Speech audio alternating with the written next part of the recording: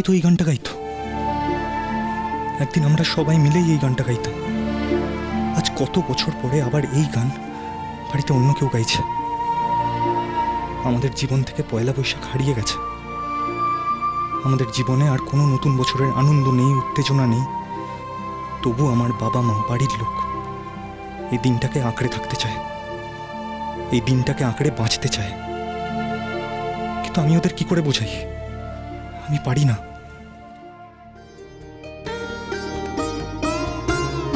আধারের গায়ে গায়ে পরশ তবু, সারা রাত ফোটাক তারা নব নব। আধারের গায়ে গায়ে পরশ তবু, সারা রাত ফোটাক তারা নব নব। নয়নের দৃষ্টি হতে ঘুচবে কালো, যেখানে পড়বে সেথায় দেখবে আলো। ব্যথা মোর উঠবে জ্বলে ঊর্ধ্বপানে, ব্যথা মোর উঠবে জ্বলে ঊর্ধ্বপানে।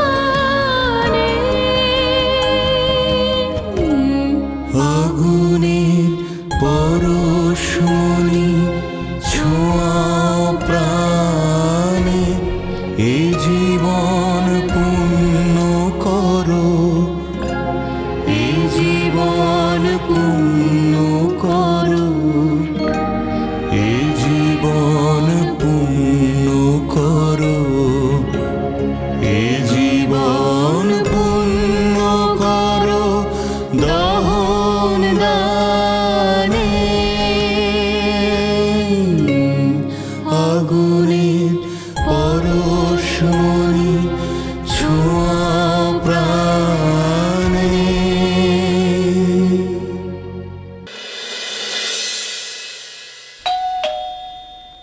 আরে বেল বাজছে। ও বৌমা দেখো না, কোনো খবর নেই? আমি দেখছি বাবা, আমি দেখছি।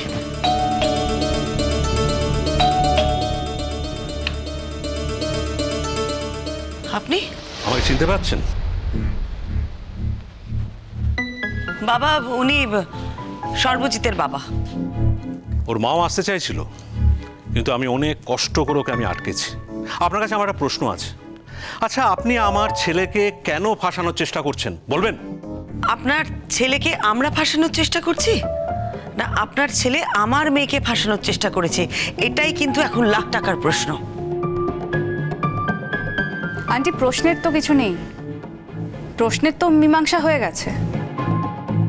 এখন তো আমাদের সবার কাছেই ক্লিয়ার যে সর্বজিৎই দিঠির মিসিং হওয়ার জন্য দায়ী। সেই জন্য আপনি আমাদের বাড়ি বয়ে কেন এসেছেন বলুন তো? সত্যি অসাধারণ। আমি অবাক হয়ে যাচ্ছি।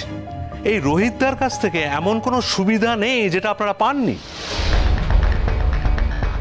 দাঁড়ান দাঁড়ান দাঁড়ান, বাজে কথা বলছেন কেন আপনি? না মানে রোহিত আঙ্কেলের থেকে আমরা সুবিধা নিয়েছি, তার সঙ্গে সর্বজিতের এই ব্যাপারটা মানে বুঝতে পারলাম না। আমরা রোহিত আঙ্কেলের থেকে সুবিধা নিয়েছি বলে আপনার ছেলে আমাদের বাড়ির মেয়েকে বিপদে ফেলতে পারে, এটাই কি যুক্তি? হ্যাঁ, কিচ্ছু বিপদে ফেলেনি আমার ছেলে। আপনাদের মেয়েই বাজে হবে। আর হবে নাই বা কেন? আমার ওয়াইফ ঠিকই বলে, যেরকম মা সেরকমই তার মেয়ে হবে।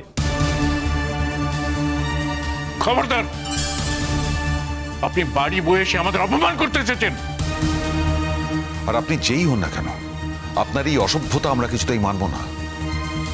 আর আপনার সাহস তো কম নয়, আপনি আমাদের বাড়িতে এসে আমার সামনে দাঁড়িয়ে আমার মাকে অপমান করছেন। নিজের ছেলেকে সাবধান করুন। অবশ্য এখন সাবধান করার তো কিছু নেই, আর সাবধান করে কোনো লাভ নেই। দাঁড়ান দাঁড়ান, আপনি কে? আমি যেই হই। আচ্ছা আচ্ছা আচ্ছা, আমি অনুমান করছি আপনি বোধহয় শ্রীময়ী দেবীর এক্স হাজব্যান্ড। আপনার তো ডিভোর্স হয়ে গেছে, তো বউয়ের জন্য এত দরদ কিসের? That's none of your business. আরে তো ভারী অসভ্য লোক, বাড়ি বয়ে এসে অপমান করতে এসছে। কার জন্য, কার দরদ সেটা আপনার জেনে দরকার কি? আমার দরকার তো আছে, একদিন দরদ ছিল না, তার জন্য আমার শালাবাবু দরদ দেখিয়েছিল, তার দাম আজকে আমাদেরকে দিতে হচ্ছে। আমি তো আজকে রোহিতদাকে গিয়ে সব জানাবো। বেশ, আপনার যা জানানোর আপনি জানান। আপনার যদি কিছু জানানোর থাকে অবশ্যই আপনি জানাবেন, আর আমাদেরও যা জানানোর সেটাও কিন্তু আমরা জানাবো, মানে আমি জানাবো। কি জানেন তো, রোহিতদা যদি জানতে পারে যে দিঠিকে কিডন্যাপের ব্যাপারে আপনার ছেলে সর্বজিতের হাত ছিল, এটা শুনে কিন্তু রোহিতদা খুব একটা খুশি হবেন না। আপনার যা জানানোর আপনি জানান, আমারও যা জানানোর আমি জানাবো। শুনুন, আপনাকে আমি সোজাসুজি একটা কথা বলছি, আপনার মেয়ে কোনো ছেলের সঙ্গে প্রেম করে কেটে পড়েছে। যদি আমার ছেলের সঙ্গে যেত না, আমার ছেলে ওকে নিয়ে আমার বাড়িতে আসতো। আমার ছেলে এত নিম্ন রুচির ছেলে নয়, সেটা আমি খুব ভালো করে জানি। আর আপনাদের ব্যাকগ্রাউন্ড না আমার ছেলে খুব ভালো করে জানে। আপনার মেয়ের প্রতি ওর কোনোদিনই কোনো নজর ছিল না। আপনারা শুধু শুধু আমার ছেলেকে ফাঁসানোর চেষ্টা করছেন। দেখুন, অনেক বড় বড় কথা বলছেন, খুব ভালো কথা, শুধু একটাই প্রশ্ন, এই কথাগুলো আমাদের কাছে কেন বলতে আসছে? পুলিশের কাছে গিয়ে বললে বেটার হতো না? না মানে আমরা তো তদন্ত করে আর আপনার ছেলেকে ফাঁসাইনি, যা তদন্ত করা সেটা তো পুলিশই করেছে। তাহলে আমার মনে হয় কথাগুলো আমাদেরকে আমাদের বাড়িতে এসে না বলে থানায় গিয়ে পুলিশকে বলাটা বেটার, তাই না?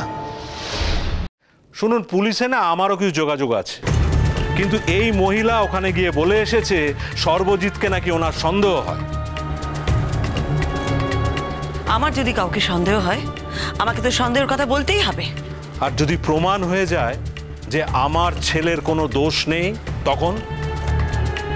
যদি সেটা প্রমাণ হয় আপনার ছেলে খালাস পেয়ে যাবে, এত ভাবার কি আছে? আর আমার ছেলের কেরিয়ার আর ওর যে মেন্টাল ট্রমা, সেটার কি হবে? শুনুন, যিনি অভিযোগ করেছেন তিনি না জেনে অভিযোগ করেননি, আর যিনি অভিযোগ করেছেন তার অভিযোগ শুনে পুলিশ অযথা আপনার ছেলেকে গ্রেপ্তার করেনি বা দোষী সাব্যস্ত করেনি। পুলিশ নিজেরা খোঁজ খবর করেছে, তারপরে কোনো কিছু সূত্র পেয়েছে, সেই জন্য আপনার ছেলেকে তারা দোষী ভাবছে। শুনুন, এখন হয়তো আপনার ছেলে বাইরে আছে, কিন্তু কাল এমন হতেই পারে যে ও আর বাইরে থাকতে পারলো না। Shut up!